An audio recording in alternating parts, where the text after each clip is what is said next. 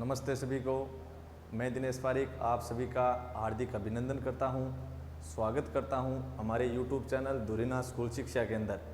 हम बात कर रहे थे क्लास 10 की यूनिट नंबर 8 विविध प्रश्नमाला के अंदर ऊंचाई और दूरी अपने टॉपिक का नाम था, जिसके अंदर अपने क्वेश्चन नंबर 23 तक कंप्लीट कर लिए हैं। आज हम बात करेंगे क्वेश्चन नंबर 24। इस यूनिट के अंदर अपने को क्या ध्यान में रखना है, जो अपनी आकृति है वो आकृति आपको बनानी आनी चाहिए। आकृति आप बना लेते हो तो जो सभी क्वेश्चन हैं वो आपको मैंने बताए थे दो तरीके के हैं, लेकिन ये जो अपने क्वेश्चन चल रहे हैं उनके अंदर सभी के अंदर आपका जो मेथड है, जो तरीका है, वो सभी का एक समान है। अपने पास अधिकतम 2 समकोण त्रिभुज बनते हैं और पहले समकोण त्रिभुज से आपको समीकरण नंबर 1 प्राप्त होगी और फिर दूसरे समकोण त्रिभुज से समीकरण नंबर 2। फिर आप क्या करते हो, समीकरण 2 में समीकरण 1 से मान रखते हो, लेकिन किसका रखते हैं? जिसका समीकरण 2 में अपने को मान ज्ञात करना है वो तो रखेंगे, जिसका नहीं ज्ञात करना उसकी जगह समीकरण 1 से मान रखे देते हैं।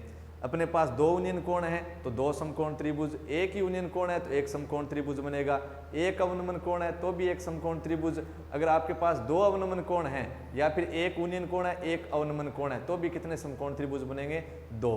लेकिन ध्यान में रखना आपको कि जब अवनमन कोण बनाएं तो वह अवनमन कोण समकोण त्रिभुज के अंदर होना चाहिए। यदि नहीं है समकोण त्रिभुज में तो हम क्या करते हैं, उसको समांतर रेखा के एकांतर कोण नियम से बदल लेते हैं और बदलने पर वह अवनमन कोण अपने आप कौन से कोण में बदल जाता है?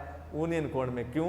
क्योंकि क्षैतिज रेखा दृष्टि रेखा के बीच में तो प्राप्त होगा ही होगा, लेकिन क्षैतिज रेखा से ऊपर प्राप्त होता है।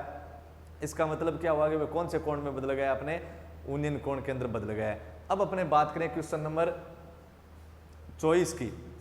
क्वेश्चन नंबर 24 है अपना कि 12 मीटर ऊंचा एक पेड़ है।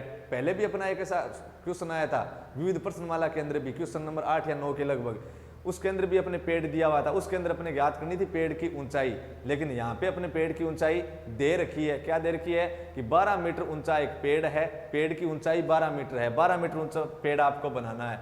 तेज हवा से इस प्रकार टूट जाता है कि उसका शीर्ष जमीन को छूने लगे। 12 मीटर ऊंचाई का एक पेड़ है और तेज हवा से पेड़ क्या हुआ? टूट गया। यानी बीच में से कहीं पर पेड़ टूट जाता है और इस प्रकार टूटता है कि उसका शीर्ष जमीन को स्पर्श करे। जमीन को क्या करे? स्पर्श करे। और कैसे स्पर्श करे? कितने डिग्री कोण के साथ स्पर्श करे? 60 डिग्री के कोण के साथ स्पर्श करना चाहिए। आपको ज्ञात करना है। ज्ञात करें पेड़ जमीन से कितनी ऊंचाई पर टूटा है। आपको ज्ञात करना है कि जो पेड़ है वो जमीन से कितनी ऊंचाई पर, पेड़ है जो जमीन से कितनी ऊंचाई पर टूटा है, ये अपने को ज्ञात है करना है। तो अपने आकृति बनाई, देखो क्या दी है क्वेश्चन अपने को क्या दिया। इसने कहा कि 12 मीटर ऊंचा पेड़, तो आप क्या करोगे? एक 12 मीटर ऊंचा पेड़ बनाएंगे। कितने मीटर ऊंचाई का पेड़ बनाना है? 12 मीटर ऊंचाई का। ये लीजिए 12 मीटर ऊंचाई का पेड़। तो पेड़ कहाँ स्थित होगा? क्षैतिज पर स्थित होगा। कहाँ पर स्थित होगा पेड़? अपने पेड़ बनाए, दीवार बनाए, खंबा बनाए, कुछ भी अपने को बनाना है तो क्षैतिज पर बनाते हैं। तो ये लीजिए क्षैतिज पर स्थित होगा और कितने डिग्री कोण पर? 90 डिग्री कोण पर। इस पेड़ की ऊंचाई क्या दी? तो मैंने इसका नाम लिख दिया, पेड़ के आधार बिंदु का A, शीर्ष बिंदु का B, और इसकी जो ऊंचाई दी है A से B तक वो कितनी दी है? 12 मीटर दी है। तो ये लीजिए 12 मीटर हो गया। कहां से कहां तक? पेड़ की ऊंचाई मतलब बिंदु A से बिंदु B तक। इसने कहा 12 मीटर ऊंचा पेड़, तो मैंने 12 मीटर ऊंचा पेड़ बना दिया। हवा से इस प्रकार टूट जाता है कि उसका शीर्ष जमीन को छूने लगे।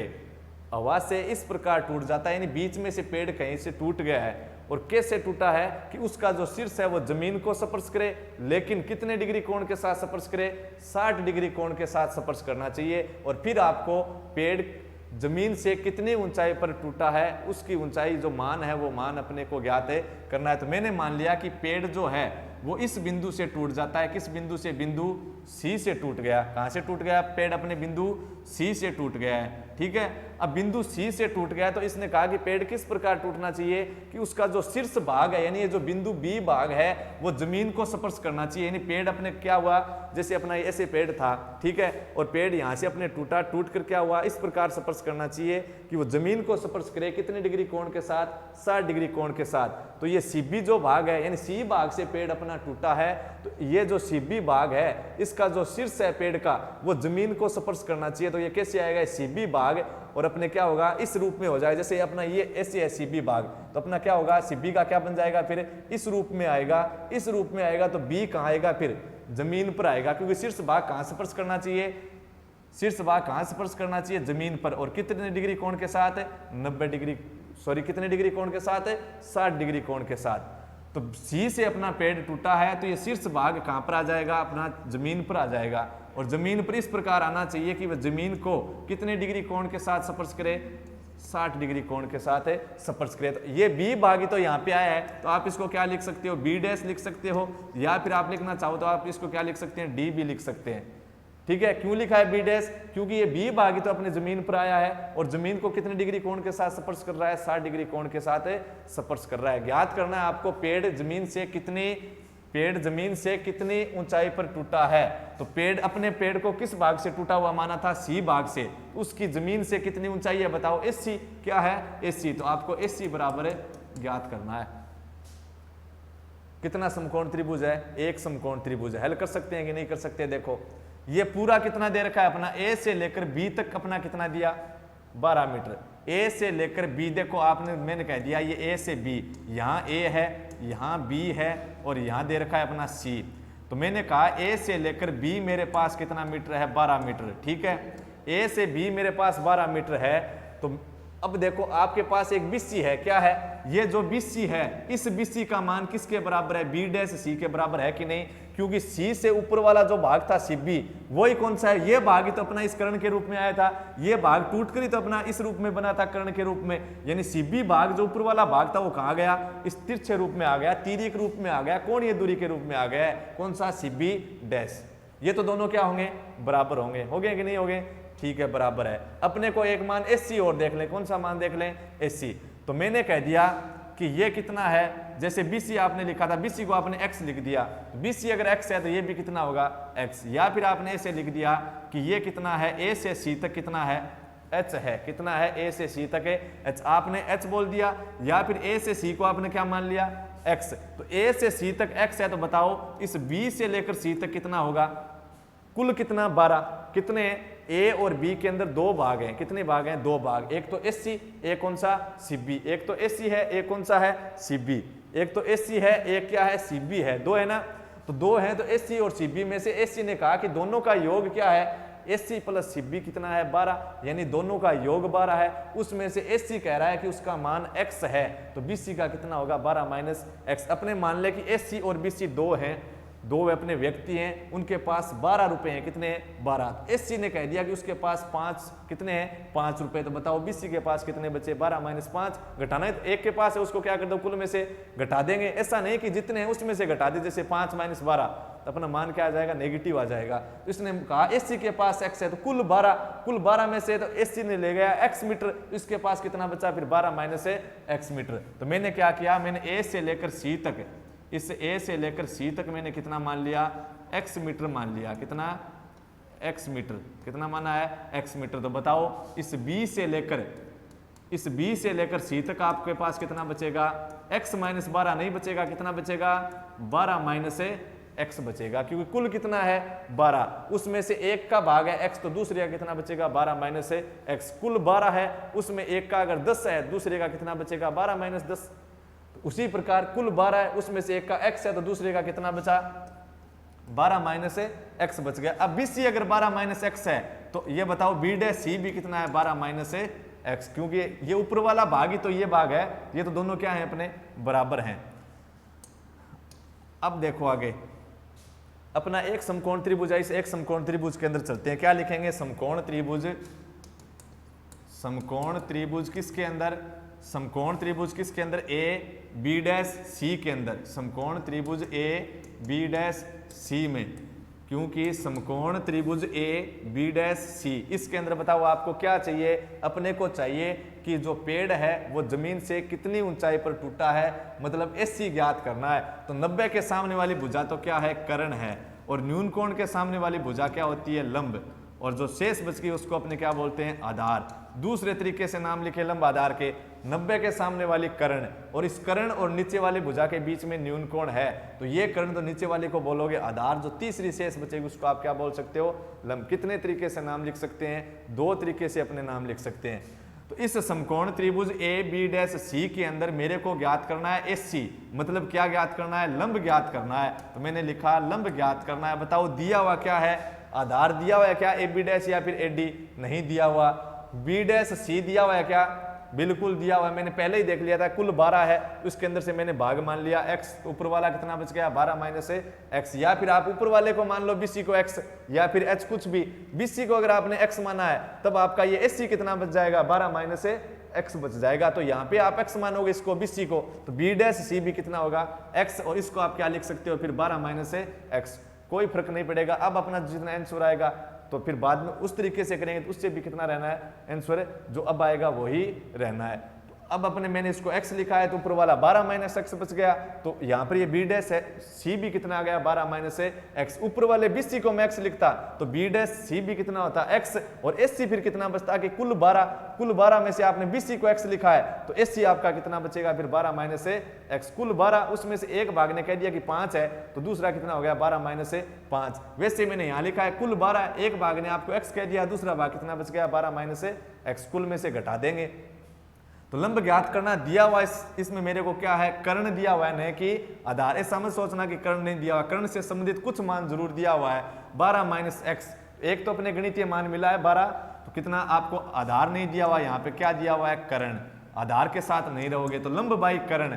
बताओ अपना लाल बट्टा कक्का था उसके अंदर लंब बाई कर्ण कौन सा अपने बॉक्स मिलता है, 1 नंबर या 6 नंबर लंब बाई कर्ण, कितना 1 नंबर मिलता है। 1 नंबर मिलेगा तो कौन सा त्रिकोणमितीय अनुपात है, साइन थीटा। लंब का मान क्या है आपके पास a से c, कर्ण का मान है आपके पास b डैश c, या फिर बोल सकते हो आप इसको क्या c से d, c d भी लिख सकते हो, ठीक है, बराबर साइन थीटा, थीटा की जगह कोण कितना 60 डिग्री। AC का AC को मैंने क्या लिख रखा है बताओ x लिख रखा है, फिर भाग में b डैश c का मान कितना है BC के बराबर है, यानी 12 माइनस x, अपने अंतर नहीं हो रहा है, घटाव नहीं हो रहा है, तो मैंने कोष्टक में लिख दिया साइन 60 की वैल्यू कितनी होती है √3/2, यहाँ पे कारण लिखोगे क्योंकि थीटा बराबर कितना है 60, और क्या लिखोगे क्योंकि क्या साइन जो 60 है उसकी वैल्यू कितनी होती है √3/2, और क्या लिखोगे वज्र गुणा कराने पर या फिर तिर्यक गुणा करवाने पर, तो x का 2 से गुणा करवाया तो 2x,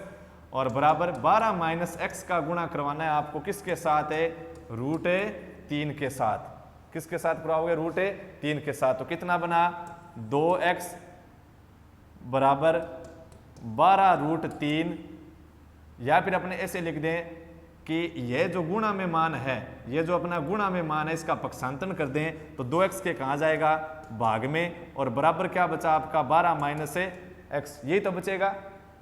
अब अपने हर के अंदर रूट नहीं होना चाहिए तो इसका अपने क्या कर देंगे परिमेयकरण कर देंगे, परिमेयकरण करेंगे तो कितना बनेगा बताओ 2x/√3 गुणा √3, और भाग में भी क्या जाएगा √3, यानी √3/√3 से क्या करवा देंगे गुणा करवा देंगे, तो ये तो कितना बन जाएगा अपना 3, कितना बना 3, तो इससे तो अपना कोई ज़्यादा प्रभाव पड़ेगा नहीं, तो अपने √3 को वहाँ पे ही रख लें। देखो कितना बनेगा 2x का 2x, और बराबर था आपका 12 माइनस x, और गुणा में कितना था √3, कितना था √3 था, गुणा के अंदर था आपका √3। तो अपने इस √3 की जगह या तो मान रख दें या फिर इस √3 का पूरे कोष्टक के साथ गुणा करवाएं तो कितना बन जाएगा 2x का 2x बराबर 12 √3 माइनस x √3, यही तो है। 2x का कितना लिखा 2x, और फिर कितना बराबर में 12 को √3 से गुणा करवाना है, यानी 12 गुणा 1.732, और माइनस में आपका x √3 कितना है माइनस x √3 को आप इधर ले आए तो क्या हो जाएगा प्लस x √3, कितना बनेगा 2x प्लस का कितना x √3, यही तो बना, और बराबर कितना है 12 √3। तो यहाँ पे अपने देखें तो x क्या आ रहा है अपना कॉमन आ रहा है, क्या आ रहा है कॉमन, तो ये लो x कॉमन आ गया। देखो यहाँ पे नेगेटिव था, इधर वाले पक्षांतरण किया तो किसके अंदर आ गया पॉजिटिव के अंदर, यानी प्लस के अंदर आ गया मान, प्लस के अंदर आ गया तो 2x प्लस x √3 बन गया, बराबर में है 12 √3। यहाँ पे आपका x कॉमन आ रहा है, x कॉमन आ रहा है कि सीधा नहीं जुड़ रहा, इसके साथ तो है 2x, यहाँ पे x जरूर है, और x के साथ गणित की संख्या अपने कितनी मान सकते हैं 1, लेकिन इसके साथ √3 नहीं है, इसके साथ क्या है √3, तो अपने सीधे तो जुड़ नहीं सकते, तो आप क्या ले सकते हो कॉमन, तो यहाँ पे बचेगा 2 प्लस यहाँ पे कितना बचा √3, 2 प्लस √3 कितना आ गया 2 प्लस √3, और बराबर में आपके कितने हैं 12 √3, यही तो है 12 √3, तो कितना बनेगा बताओ कितना बना, आपके पास बन गया कि x बराबर कितना 12√3। ठीक है, 12√3 गुणा वाले मान को मैंने पक्षांतरण किया तो किसके अंदर आ गया, भाग में आ गया 2 + √3। हर के अंदर फिर से आपके रूट है तो आप क्या करो, हर के अंदर आपके फिर से रूट है तो अपने क्या करेंगे, इसका हरों का परिमेयकरण कर देंगे। तो परिमेयकरण करेंगे तो 2 + √3 है। तो आपको मैंने कहा था हरों के परिमेयकरण के अंदर यूनिट नंबर 6 के अंदर कि हरों का परिमेयकरण करना है तो जैसे रूट वाला मान है उसको वैसे का वैसा लिखेंगे। यहाँ पे प्लस है तो क्या लिखोगे, माइनस। अगर माइनस होता तो आप क्या लगा देते, ऊपर नीचे प्लस। 12√3 को आपको गुणा करवाना है किसके साथ, 12√3 को आपको गुणा करवाना है 2 - √3 के साथ, 2 - √3 के साथ। तो 12 को आपने जब 12√3 को 2 से गुणा करवाया तब आपके पास बना 12 × 2 यानी 24√3। ठीक है, फिर अपने माइनस का माइनस 12√3 को और √3 से करवाना है, इसको इस मान का पूरे कोष्टक के साथ गुणा करवाना है। ठीक है, तो 12 × 2 24, √3 का √3 की गुणा तो अपने करवा सकते हैं, x का y के साथ भी करवा सकते हैं। तो 12 √3 का 2 के साथ नहीं होगा, क्या कितना बनेगा 24√3 और 12√3 को 3 से करवाएं यानी कितना 12 का 12 √3 × √3 कितने हो गए, कितने बन गए 3 और 12 × 3 कितने 36। और भाग में क्या है बताओ, a + b गुणा a - b। तो क्या लिखोगे, a² - b²। तो a की स्क्वायर यानी a की जगह 2, 2 की स्क्वायर कितनी 4, माइनस b² b की जगह कितना है √3 तो √3 की स्क्वायर 3 यानी 4 - 3 कितना आ गया 1। कारण क्या लिखोगे, यहाँ पे तो आप लिखोगे हरों का परिमेयकरण करने पर। ठीक है, और यहाँ पे क्या लिखोगे, क्योंकि a + b गुणा a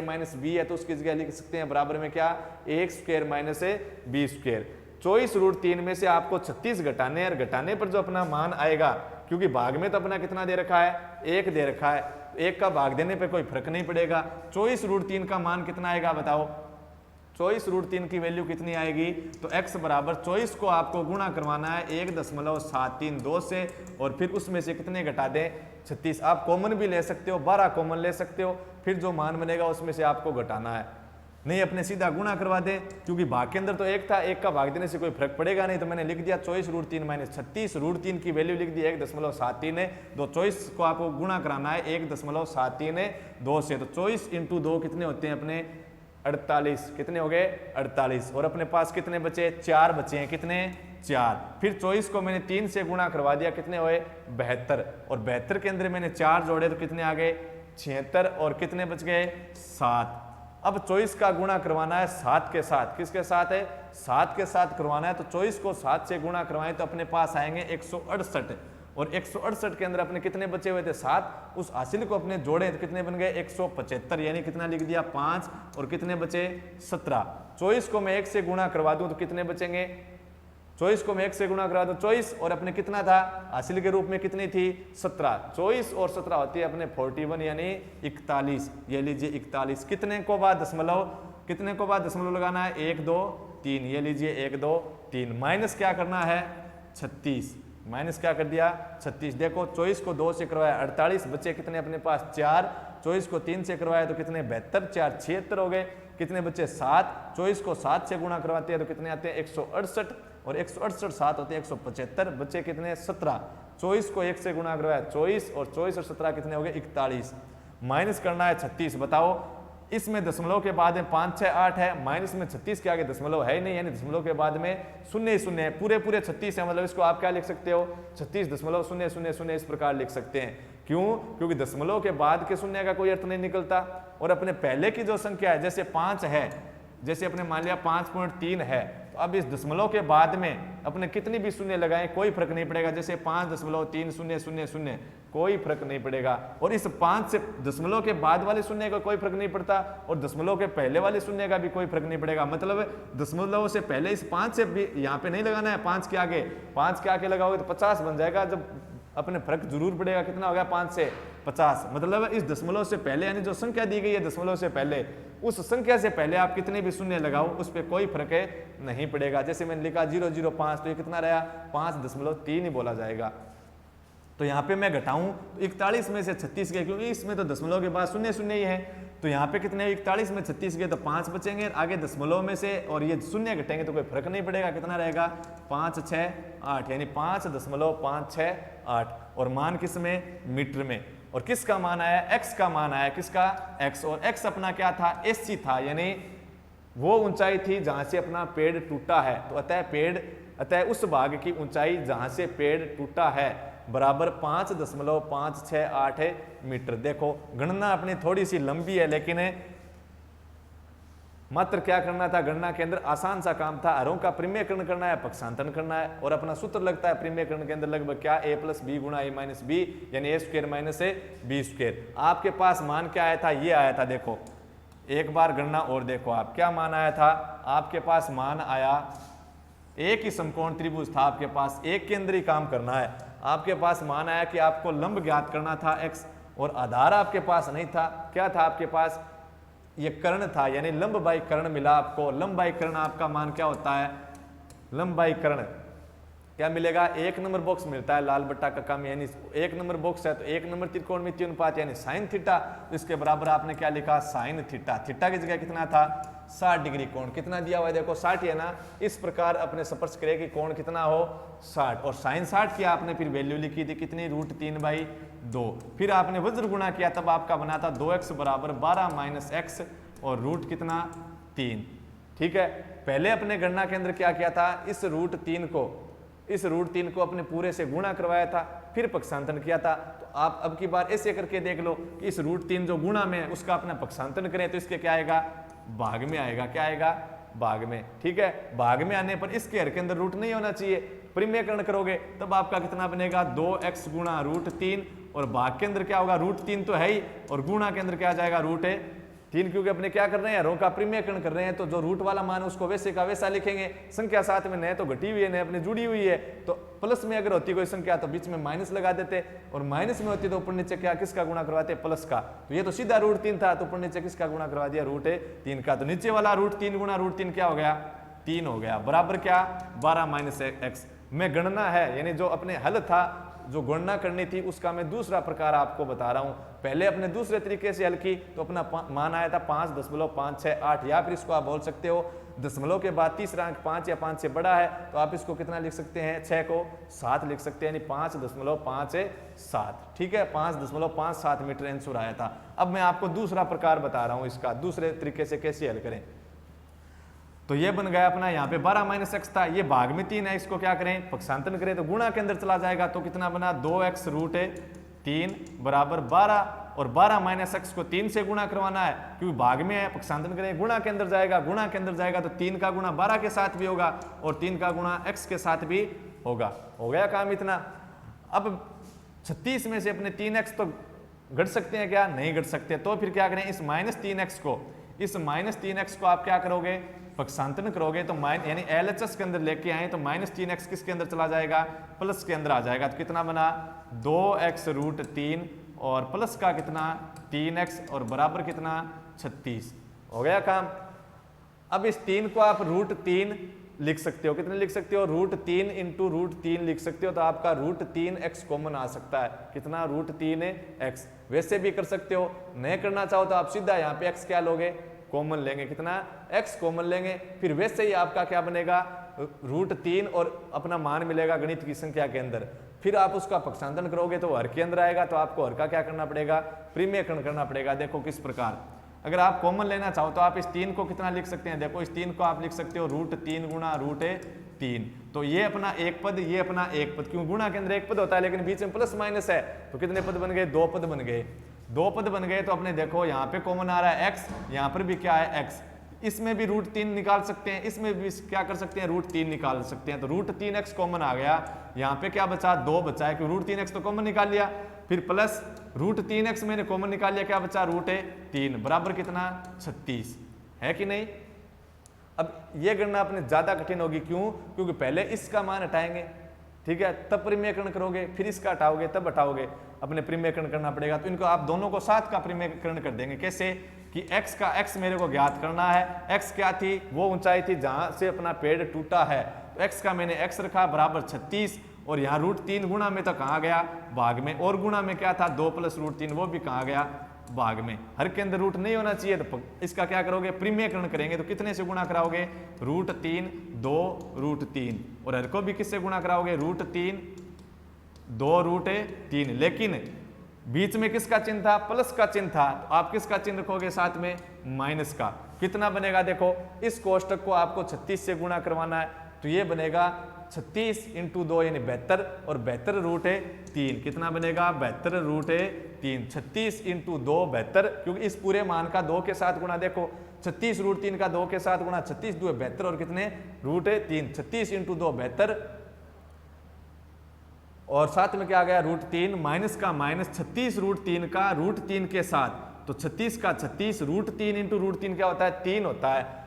ये देखो 36 रूट 3 का गुणा करवाना है आपको रूट 3 के साथ, तो रूट 3 × रूट 3 कितने हो गए, 3, और 36 × 3 कितना होता है, 108 होता है। कितना, 108। और भाग के अंदर अपने चलो देखो कितना बना, रूट 3 को रूट 3 से गुणा कराओगे तो 3, और ये है a + b गुणा a - b यानी a² - b², तो बनेगा a² यानी 2 की स्क्वायर 4, फिर -b² यानी रूट 3 की स्क्वायर यानी 3। 4 में से 3 गया, कितना बचा, 1। 1 को नीचे वाले 3, यहाँ पे कोष्टक के अंदर कितना माना जाएगा, 1। 1 को 3 से गुणा कराओगे तो कितने आएंगे, 3 यानी ऊपर देखो 72 है और 108 है। 72 और 108 में से आप एक चीज कॉमन और निकाल सकते हो, क्या, 3 कॉमन निकाल सकते हो। कितना, 3 कॉमन निकालोगे तो यहाँ पे बचेगा 24, क्योंकि 72 के अंदर कॉमन लिया था 3, उसका भाग दोगे तो 24 बार जाएगा, और साथ में बचा रूट 3। फिर माइनस, इस 108 के अंदर भी 3 कॉमन ले लिया तो 105 बचेगा क्या, नहीं। कॉमन का मतलब वह अपनी उभयनिष्ठ संख्या जिसका इन दोनों के अंदर भाग जाए, ठीक है। और कौन सी संख्या अपनी बड़ी से बड़ी, कौन सी बड़ी से बड़ी संख्या देखते हैं, तो 3 का भाग दिया, 100 इस संख्या के अंदर कॉमन वाले 3 का भाग दिया, 108 के अंदर 3 का भाग दिया, कितनी बार, 36 बार। भाग में कितना है, 3। 3 से 3 क्या हो गया, कैंसिल। अब अगर आपको याद है कि मैंने आपको पीछे वाली गणना को आपको हल करके बताया था पहले तरीके से, उसके अंदर भी आपका मान आया था 24 रूट 3 माइनस 36। आपने 24 को रूट 3 से गुणा करवाया था, ये देखो, ठीक है। फिर आपने कितना घटाया था, 36, तो वही मान आ गया कि नहीं आ गया, यानी इतना मान बचेगा कि नहीं बचेगा, 5.568 मीटर। जैसे आपको लगे, जैसे आप गणना को हल करना चाहें वैसे आप गणना कर सकते हैं, ठीक है। इस क्वेश्चन के अंदर अपने गणना ही थोड़ी बड़ी है, और क्वेश्चन के अंदर अपना समकोण त्रिभुज मात्र कितना दिया हुआ था, 1 ही दिया हुआ था। गणना बड़ी जरूर है, लेकिन अपनी सामान्य सी है, क्या करना है, हरों का अपने जो पक्ष दे रखी है, यानी जो मान है उसका पक्षांतरण कर रहे हैं, और साथ में क्या कर रहे हैं, हरों का परिमेयकरण कर रहे हैं, इतना ही काम है। और सूत्र लगाता हरों के परिमेयकरण में a + b गुणा a - b, तो उसकी जगह लिख दिया a² - b²। अपने क्वेश्चन कंप्लीट हो गए। 25वां क्वेश्चन करेंगे अपने नेक्स्ट पार्ट के अंदर। धन्यवाद।